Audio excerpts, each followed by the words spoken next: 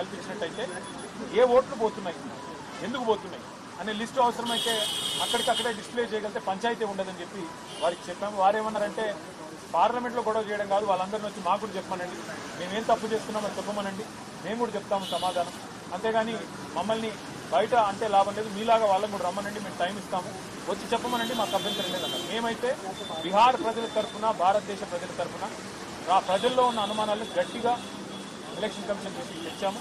మరి వారు కొన్ని చిన్న చిన్న సవరణలు చేసుకుంటే దేశానికి మంచిది, ప్రజాస్వామ్యం. దాన్ని ధర్నా అనో జోక్ అంటారు. ఎందుకంటే మేము ఈ మాట శాసనసభలో బిల్లు పెట్టినప్పుడే చెప్పాము. You are cutting a very cruel joke on the backward classes of this state. అంటే బీసీలను మోసం చేస్తూ మీరు దగా చేస్తున్నారు, వంచిస్తున్నారు. ఇవాళ నేను ఒకటి అడుగుతా ఉన్నా, మీరు సమాధానం ముఖ్యమంత్రి గారిని అడగాలని చెప్పి నేను కోరుతా ఉన్నాను. 42% రిజర్వేషన్లు అని ఢిల్లీకి వచ్చి డ్రామా చేస్తా ఉన్నాను. నేను కాంగ్రెస్ పార్టీని అడుగుతా ఉన్నాను,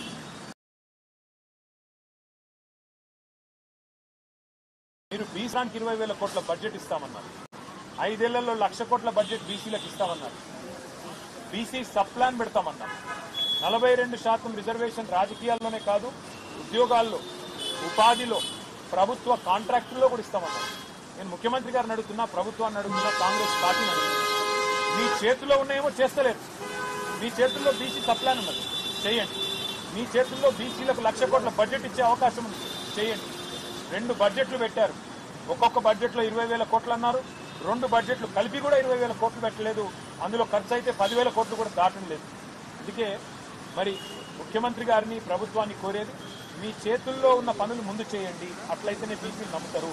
42% రిజర్వేషన్ ఏ ఒక్క ప్రభుత్వ కాంట్రాక్ట్లైనా ఇప్పటివరకు ఈ 2 ఏళ్లలో ఇచ్చినారా? ఇవ్వలేదు. ఎంబీసీ మంత్రిత్వ శాఖ పెడతామన్నారు, ఎందుకు పెట్టలేదు? బీసీ సబ్ ప్లాన్ ఎందుకు పెట్టలేదు? ఏ కారణం చేత 42% రిజర్వేషన్ విద్యలో, ఉద్యోగాల్లో మీరు ఇస్తలేరు? కేవలం రాజకీయాలే కాదు కదా, రాజకీయాల్లో 42% వాటా వస్తే మరి డెఫినెట్ గా రాజకీయ నాయకులకు లాభం అవుతుంది. కానీ బీసీ జాతికి లాభం కావాలంటే, బీసీలో ఉండే నిజంగా పేదవారికి లాభం కావాలంటే 42% కాంట్రాక్ట్లు ఇవ్వండి, 42% విద్యలో అవకాశాలు ఇవ్వండి, 42% ఉపాధిలో అవకాశాలు ఇవ్వండి. అట్లాగే 20,000 కోట్ల బడ్జెట్ మీరు చెప్పినట్టు పెట్టండి, బీసీ సబ్ ప్లాన్ పెట్టండి. అప్పుడు నమ్ముతారు మిమ్మల్ని తప్ప ఇక్కడ ఢిల్లీకి వచ్చి డ్రామా చేసి 4 ఓట్ల కోసం 4 డైలాగులు కొట్టి ఆఖరికి ఇక్కడ ఇంకెవరు అడ్డం పడుతున్నారని ఊహాజనితమైన శత్రువులను చూపెట్టి తప్పించుకుంటే కుదరదు. ముమ్మాటికి మీ దొంగతనాన్ని, మీ దొంగ నాటకాన్ని మొత్తం రాష్ట్ర ప్రజలు అర్థం చేసుకున్నారు. కాబట్టి రేపు స్థానిక సంస్థల ఎన్నికల్లో బుద్ధి చెప్తారని నా విషయం. అదంతా గ్యాస్, అందులో ఉన్నది ట్రాష్ తప్ప ఏమి. 655 పేజీల నివేదికను 60 పేజీల కుదించడంలోనే వాళ్ళ భాగవతం అర్థమవుతుంది. అంటే 600 పేజీలు వాళ్ళకి ఇష్టం లేని ఉన్నాయి, 60 పేజీలు వాళ్ళకి ఇష్టం ఉన్నవి ఉన్నాయి కాబట్టి వాటిని చూపెట్టే ప్రయత్నం చేస్తా ఉన్నాను.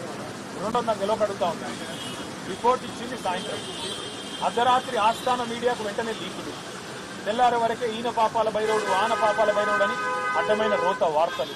అంటే ఎంత ఉద్దేశపూర్వకంగా, అంటే ఇంకా 650 పేజీల రిపోర్ట్ ఎవరు చదవకముందే 2 పత్రికలకు మాత్రం తెలిసి రోత వార్తలన్నీ రాసి వడ్డించి వార్చి కేసీఆర్ గారి మీద, బీఆర్ఎస్ మీద ఏదైతే కుట్ర చేసే ప్రయత్నం చేస్తున్నారో, చిల్లర ప్రయత్నం చేస్తున్నారో, ఆ నివేదిక ఒక గ్యాసు, ట్రాష్ తప్ప ఏం లేదు. మొత్తం దమ్ముంటే మొత్తం 655 పేజీల నివేదికను ప్రజల ముందు పెట్టండి, మొత్తం ట్రాన్స్పరెంట్ గా పెట్టండి. అసెంబ్లీలో ఎట్లా పెడతా అంటున్నారు కదా, ఇవాళ ఆల్రెడీ హరీష్ రావు గారు చాలా వివరంగా అన్ని విషయాలకు సమాధానం చెప్పారు. అసెంబ్లీలో పెడితే మైక్ కట్ చేయకపోతే, ఈ ప్రభుత్వానికి దమ్ముంటే కాంగ్రెస్ ప్రభుత్వానికి మైక్ కట్ చేయకండి. మైక్ కట్ చేయకపోతే రాష్ట్ర ప్రజలు చూస్తారు ఎవరు నిజం చెప్తున్నారు, ఎవరు అబద్ధం చెప్తున్నారు. చీల్చి చెండాడి ఫుట్బాల్ ఆడకపోతే మమ్మల్ని పడుతుంది. Thank you.